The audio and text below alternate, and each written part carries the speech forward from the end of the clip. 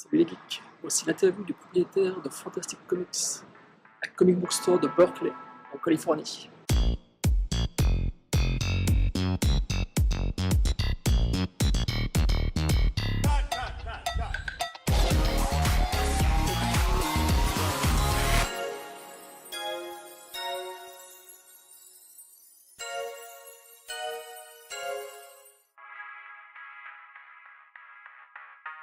My name is Uel Carter.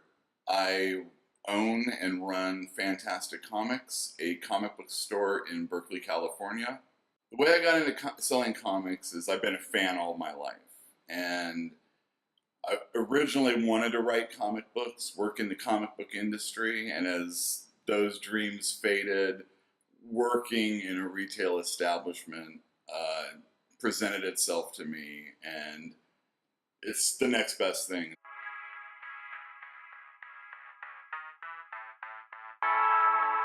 So when Rory Root, the owner of Comic Relief, died, his family took over. And for a few years, I still worked with them. And for a few years after that, they were still in operation. But it's very difficult when the owner isn't in the store to keep it going. And they weren't as into it as maybe like Rory was. So my brother and I, saw that there was an opening for a new comic store in the area as they were kind of transitioning out, and we transitioned in. So Comic Relief in the 80s was a very influential comic store, not just in the Bay Area, but in the country also. And when I moved up to the Bay Area from Southern California, that was one of my very first jobs. And yeah, it was great working for a really important store.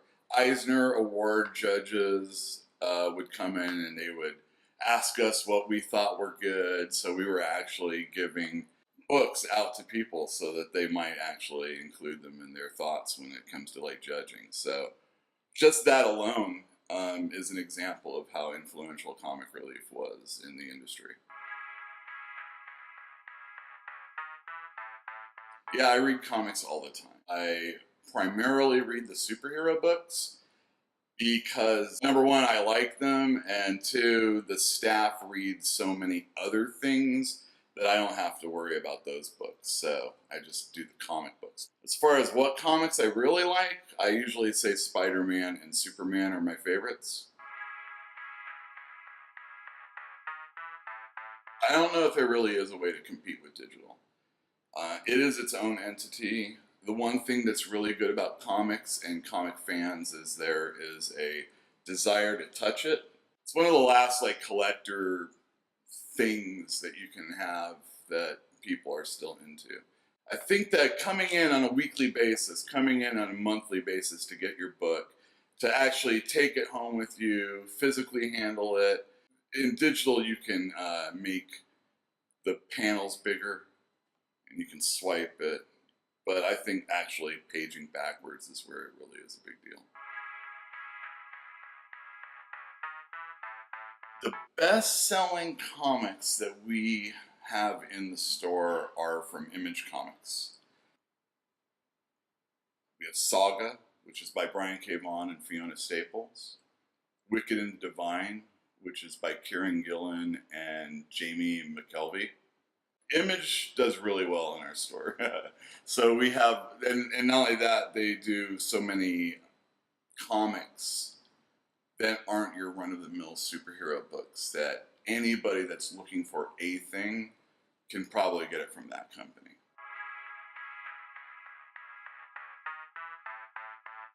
So the average age of our customers, you have to take into consideration that we're right next to a college, Berkeley campus.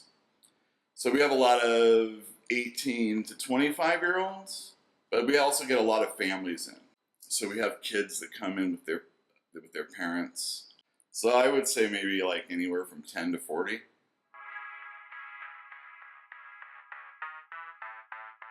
Our clientele is made of both male and female, possibly at a 50-50 clip.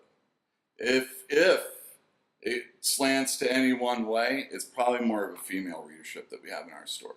Again, that's possibly because of the college, but our staff is so inclusive as far as trying to bring new people in. Yeah, women readers make up a majority of our customer clientele. I think one of the things that for the most remains true is that women aren't as into superhero capes and tights. Again, one of the reasons Image that formed in the 90s, it was all superheroes. And he said, hey, wait a second, we want to become a bigger company. We have to do something more than just Spawn, than just Savage Dragon. Although those are very good books, they're no saga. And that's the book. So I don't know all of the habits of my customers. But the one thing I know that they do, they save the books up and then they read them all at once. The customer base here doesn't have necessarily a mint collectability kind of thing going on. So there are people that buy bags and boards. There are some people that want Mylars. But overall, our customer base, maybe it is different than other places, is that they actually read the comic books. The movies have an impact on the comics in the store one of two ways. It gets people in to buy the comic book who normally would maybe not have stepped into a comic book store. And especially with Marvel movies, the movies drive the comic book. They don't want too many people coming in and seeing something so different. So the costumes are a lot more similar these days. With movies, you have like Halloween costumes. And in comic books, cosplay is such a big deal. They're actually trying to make the comic books and the movies look like something that someone can dress in. Between DC and Marvel, I feel that the best-selling series right now are the DC comics. They have recently had a rebirth, which is a jumping in point for a lot of readers, and it's garnered a lot of excitement. Tom King is the writer of Batman, and he's a really hot writer right now. Greg Rucka just had a real strong run on Wonder Woman, and the Superman titles have been really strong.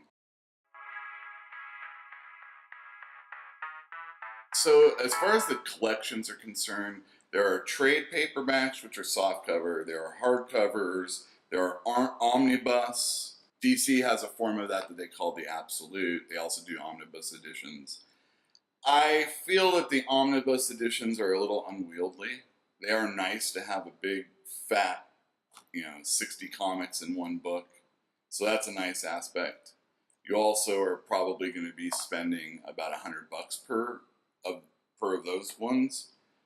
We sell collections very well in this store. There is new comics that come out weekly, and those make up probably about 40% of our sales, and then everything else is book form. And it's really good to get collections because you don't have to spend the thousands or hundreds of dollars that you need to get the collection. They're all in one place. Am I a fan of any one in particular? Probably the softcover collections that probably put about 12 to 24 issues in a book.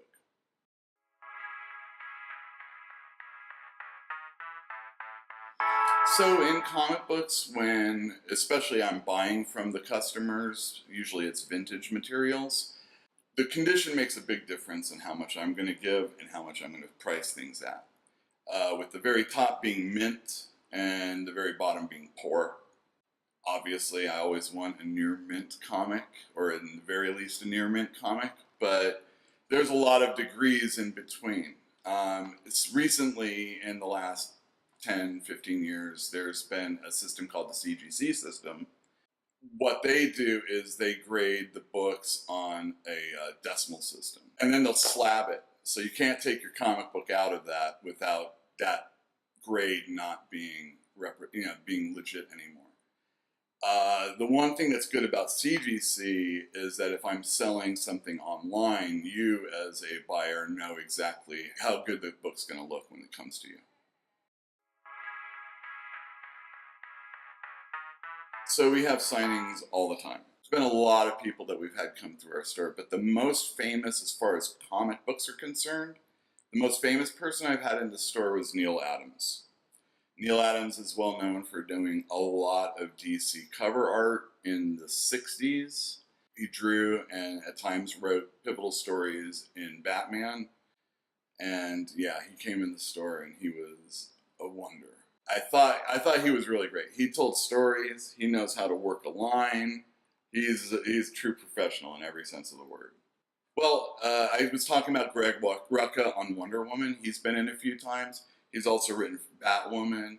He also writes Lazarus for Image, and he's pretty outspoken and fun guy. The alternative to Marvel and DC, I've already mentioned Image, so I'm going to put them to the side. Dark Horse.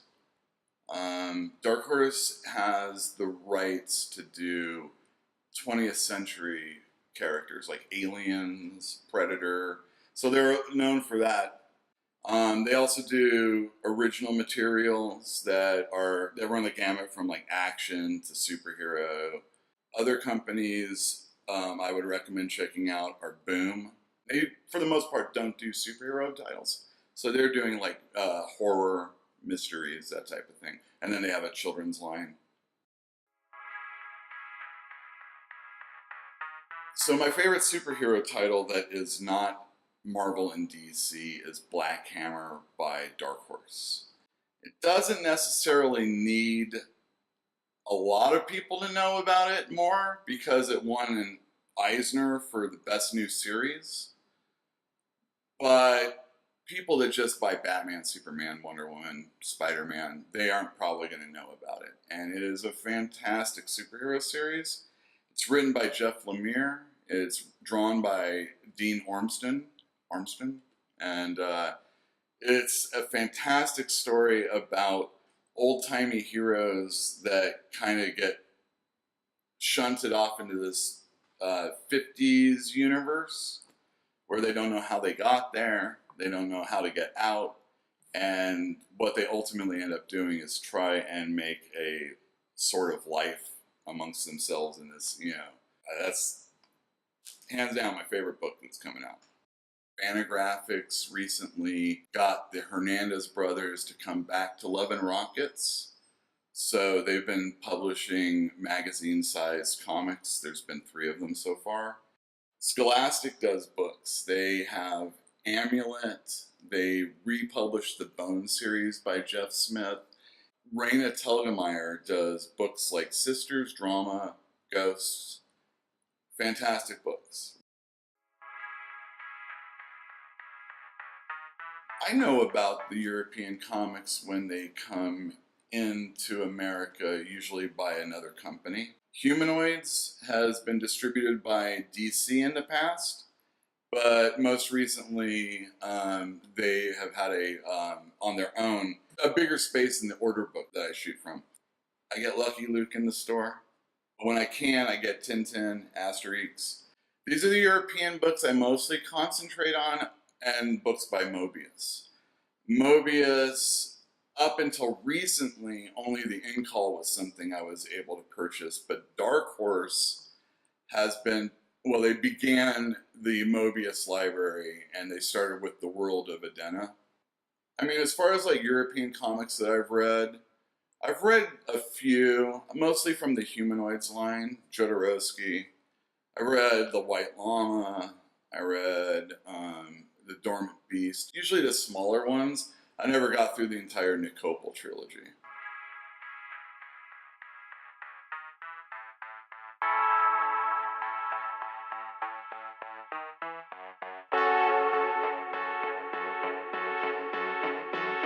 Lupin, is that the manga? Phantomas, is that the X-Men character that we're talking about? No, okay. No, I don't know any of these characters. I didn't even know that you all did superheroes. I'm not familiar with very many French superheroes, and the only ones that I do have been in American comics, like Batroc the Leaper.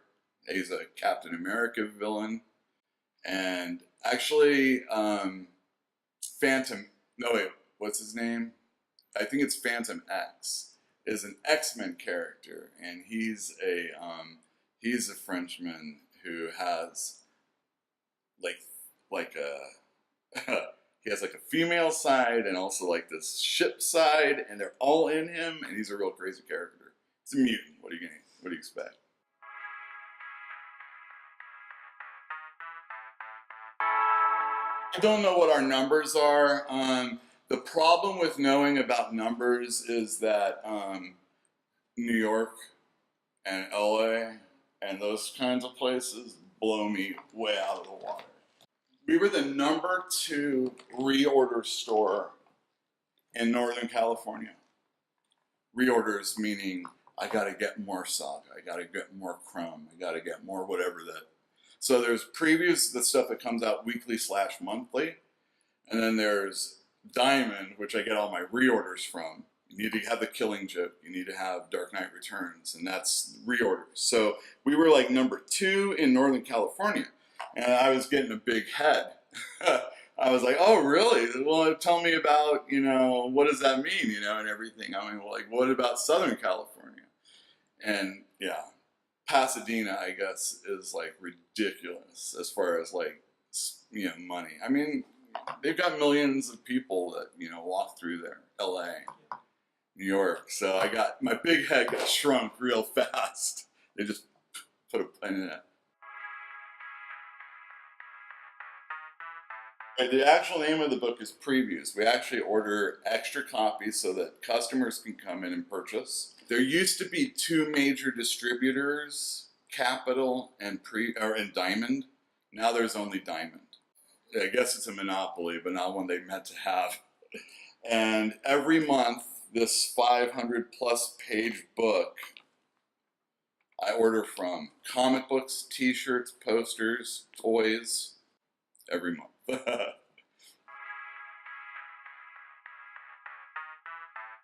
I also have a podcast or video cast that I have on YouTube. You can check out Fantastic Comics, This Week in Comics.